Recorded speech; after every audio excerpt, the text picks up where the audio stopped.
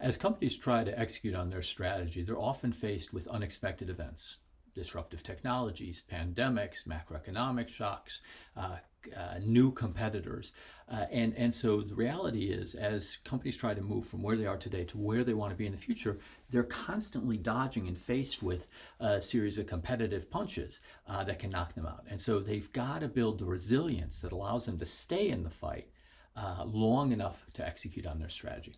An important way to build resilience is by having a strong balance sheet. So how do you know if a balance sheet is strong? One obvious test is how much cash do you have on the balance sheet, and marketable securities, of course. And cash and marketable securities have this attribute that they're a fungible resource. They can be deployed to any use. You can draw them down in the case of a crisis. Say, you have a decrease in demand as a result of COVID-19. You're incurring a lot of losses. Allows you to draw that cash down, which enables you to survive, may enable you to outlast other competitors who have to drop out of the market or who you can acquire at a reasonably cheap price. So a war chest of cash on the balance sheet is a very good source of corporate resilience. Another way you can measure this looking at your financial statements is something called coverage ratios. And the basic idea of a coverage ratio is you compare the debt that you've taken on and the interest required to service that debt versus your company's cash flows. Okay, so there are several variants of coverage ratios. The two most important to know are, first of all, something called the interest coverage ratio. And that's typically calculated by taking EBITDA, could be some other measure of cash flow, but typically EBITDA, and divided by your interest payments. Okay, and the reason that's called coverage ratio is you're saying, okay, if we're generating this much cash, how many times can we cover the payments we need to make in interest, both the interest itself and the repayment of principal?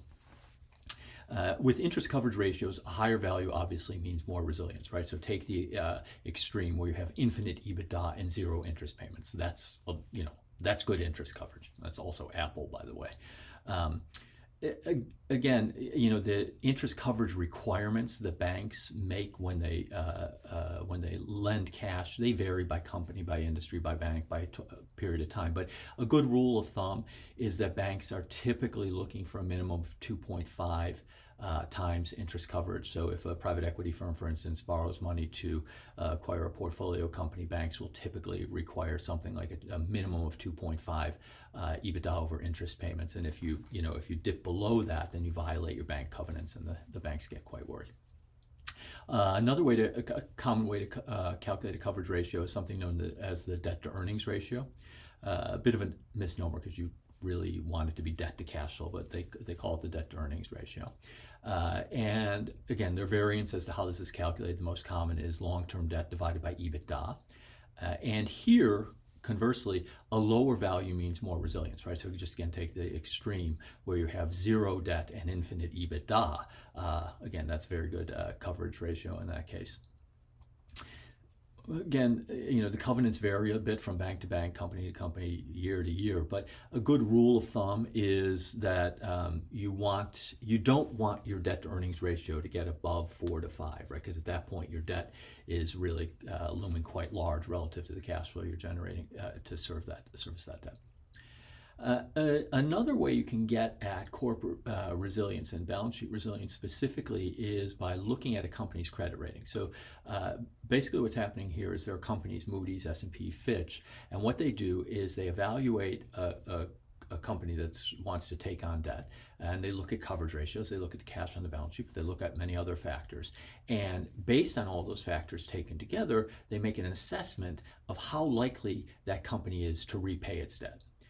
And what they're doing, but parenthetically, is they're also estimating corporate resilience, right? Because more broadly, because if a company is in a position where it can't pay its debt, its ability to survive and thrive going forward is limited. So again, these, in broad strokes, what's happening is these agencies assess a company's debt rating from AAA, which is, absolute, prime debt, very low risk of default, down to a C or a D, at which point a company is at very high risk of defaulting on its loan covenants because it lacks the resilience. It's not generating enough cash flow to cover its debt. Now, look, these credit rating agencies don't always get it right. They dramatically underestimated the risk in the bundled subprime mortgage securities. So they're not perfect, and you wouldn't use them in isolation or take them as absolute truth. But in conjunction with other analyses of a company's resilience, coverage ratios, cash on the balance sheet, do they have government protection? Do you assess the cash flows as sustainable? When you take these together, you can start to build a picture of how sustainable a company's cash flows are, how resilient it is, and ultimately how able it is to, kind of take a punch and survive long enough to execute its strategy.